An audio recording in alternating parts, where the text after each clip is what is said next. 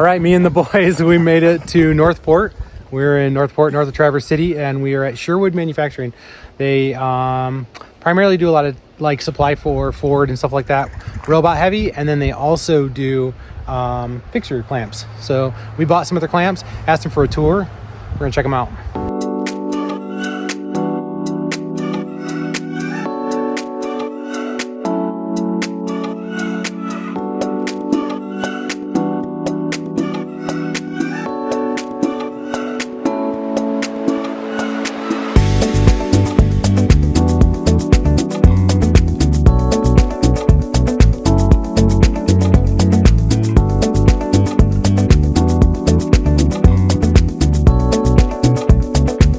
Alright guys, so this is their inventory rack, and I thought something that's cool is you can see they just put markers. So there's 3, there's 2, and down to 1, same thing. So they can quickly establish where their inventory is and where it's at. And then you can see everything's covered in plastic to keep the dust off. That's pretty sweet. And then they have their part numbers pretty well listed everywhere. This is an example of a poke yoke fixture.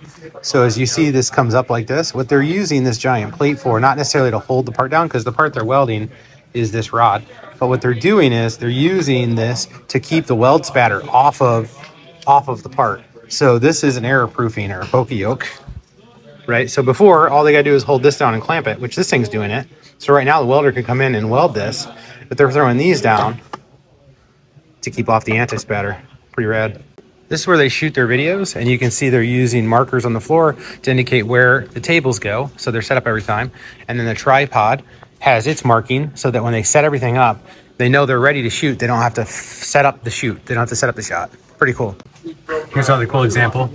New tips, diffusers, nozzles, and then trash kind of going out. And you notice the color of the bins is different for trash. At their weld cell, they have this whiteboard, and it shows when the batteries were changed, when the software was last updated, or what version it is, when it was greased, and on like that. So every welding cell has this board. It also shows the robot settings. So if you look to the right, where it says robot 9, it's showing you the gas, PSI, wire type, diameter, and then the mode and the procedures. So they have everything written out so that everyone knows what they can run on this robot. Here's a rack with all their hardware, and you can see how neatly organized it is. Put together, it's clean. Everything is labeled like this. They're not doing a 2-bin system, but they definitely have their inventory in order. These are their fixture hardware bins. You can see everything's labeled, sizes. And what he says he does is he takes it to Fastenal and just tells them to fill up what he needs, and they charge them based on what they need to refill. And they have it for each different size, so 3/8, 5/16, and 1/4 inch. They can go anywhere in the shop. They can bolt these down for bolting their fixtures into the robots.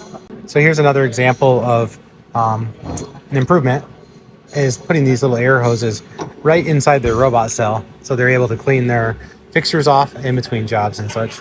Another simple idea, they're using these little LED controllers. They have their lights down the side of the robot. You can see they're green. So what they're saying is that this product is ready to run. So it's set up correctly and it's ready to go. They'll change it to red if they're in a change, and that would signal that they're not ready to run that part, or this machine isn't ready to run this part.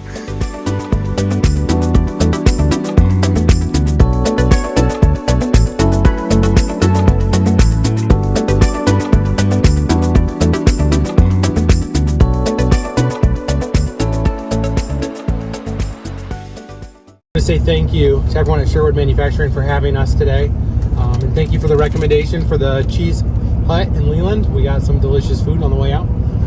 Super cool place, love it. Thank you so much for the inspiration, and we will look forward to working with you guys in the future, and hopefully you guys can come check out our facility.